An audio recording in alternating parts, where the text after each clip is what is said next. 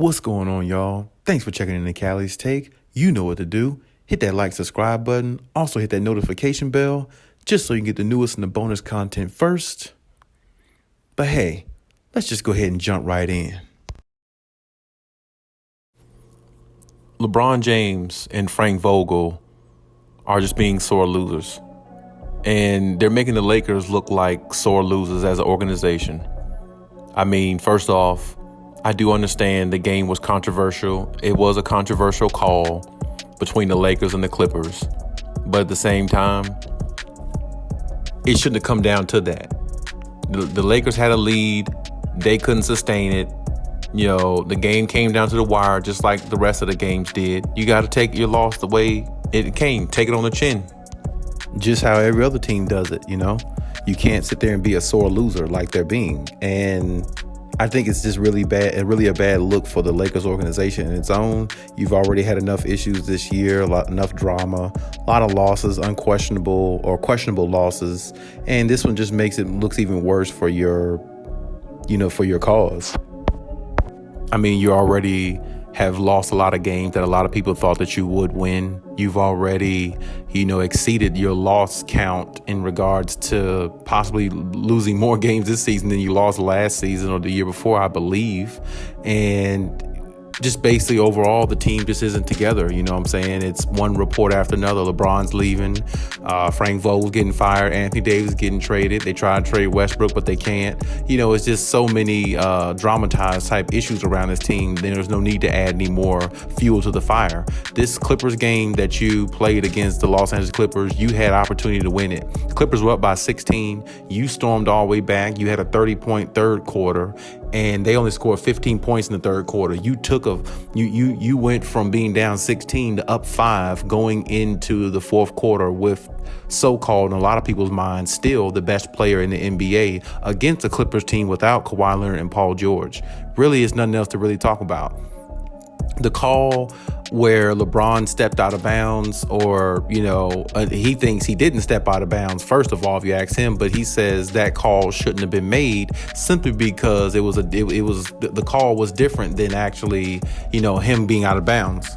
The call was, did Robert Covington step out of bounds when he recovered the steal from the Lakers when LeBron tried to pass the ball when he was out of bounds himself? And that's exactly what the referees came to agreement with. That's why the replay was taking so long, and even LeBron himself said that he felt the call wasn't going to go in their favor, because I guess when they looked at it from several different angles, they found that his foot touched the floor, I guess, before the ball actually left his hands, before Robert Covington actually stole the ball and actually had the ball out of bounds himself. LeBron's complaint is that wasn't the call. The call was something different. It was for Robert Covington. Then they found out LeBron had stepped out before then, so they made the right call, if you want to be technical about it, if that's what they saw, and which that's what they did, so they made that call.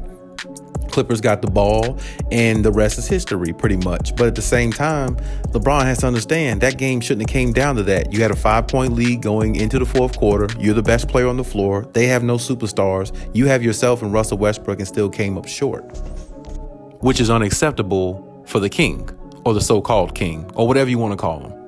He's still a great player. He's still those things. He's not King James no more to me, because he's not the best player in the league. But at the same time, he's still looked at as, or revered as, one of the best, if not the best still by some. But at that moment in time, things just didn't go in your favor. It's no need to complain about it. It's one game out the All-Star break. You got many other games to try to fix what you have, which I don't think the Lakers will. The better team did win because the Clippers came out and played. They played every possession like it was their last, and they're a well-coached team, a better coached team, obviously, than the Lakers are, at least at this point. So, I mean, it's nothing for the Lakers and the LeBron James to really pout over, to me, but I definitely see why they're looking at it this way, because they didn't want to lose to the Clippers for a third straight time. And, they really actually played, fairly decent in the second half. Taylor Horton-Tucker came out. He was on fire. He couldn't miss. Reeves, he had a couple good defensive plays on Reggie Jackson, and he's always a factor for them. But I mean, Lakers got to face it, what they have just isn't good enough. You don't play defense as a team, as a unit, and LeBron is a lot older, and Anthony Davis isn't there, so that makes a world of difference. But even still, you still shouldn't lose to a Clippers team without neither one of their superstars 3 times in one season.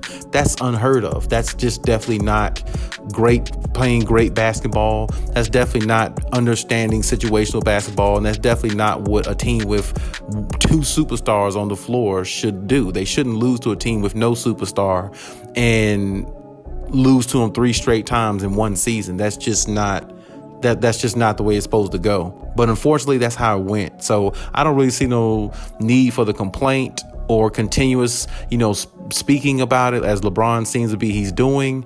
It's no need for that. It's just move on to the next game and, try to right your wrongs. And that's pretty much where it's at. Now, Frankie V jumping into it, I understand it's a rivalry game. I understand that, it's bragging rights and all that. But the Clippers were already up 2-0 this season anyway in the regular season series. So at best, you could have tied it 2-2, but that still would look bad in a 4-game. You play a team like the Clippers, your rivalry team, 4 times in one season, and you only tied 2-2, and they didn't have Kawhi Leonard or Paul George. It still looks bad either way you look at it. If anything, you should be up 3-0 in the regular season series or win it 4-0 or 3-1 or something like that. But now the Clippers had that opportunity.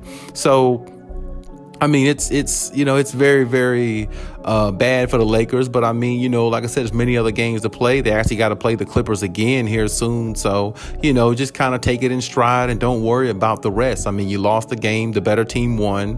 That's the way it is. I mean, if y'all won, y'all would have been the better team to win that night. That's the way it goes. It's not looked at any other way. And nor should it be looked at any other way, simply because the Lakers didn't win, the Clippers did, and that's that. I mean, it's really no other way to look at it. I mean, you can make excuses all you want, but a loss is a loss. It still goes into the loss column. You add that to your losses just like the rest of the losses you had mostly, throughout the season. I understand losing to the Clippers is not something that the Lakers want to do because that's their rivalry team. But at the same time, the rivalry and all that doesn't even matter now at this point. It's about you trying to better your season, and that's that. I don't understand what the complaining is. LeBron always seems to complain about something, and it's only because they allow him to do it. The reason why these complaints, the reason why he always is frustrated with somebody in the front office somewhere or a referee not giving him a call or the league because they're not doing what he wants to do. It's all about him in his mind. But at this point in time, he has to realize those days are pretty much over with. You're still a great player. You're a lot older. The league isn't yours anymore. It's moving on without you, just like it does every other player. So LeBron has to get used to it. No need babbling about calls in a game where the call may have been a controversial call, but at the same time, there were other calls in that game that benefited the Lakers that could have helped you win. You see what I'm saying? And on top of that, last time I checked, LeBron had the ball in his hands last to tie the game up to go into overtime to beat them. He didn't hit the shot. So you could talk about a lot of calls during the game, but did you have an opportunity to take and make the last shot to go into overtime to beat the Clippers? Yes, you did. LeBron James didn't hit it. We move on. There's no other way of looking at it. But hey, that's my take on everything. Leave any comments in the comment section. As always, let me know what you think. And hey, Khaliis out.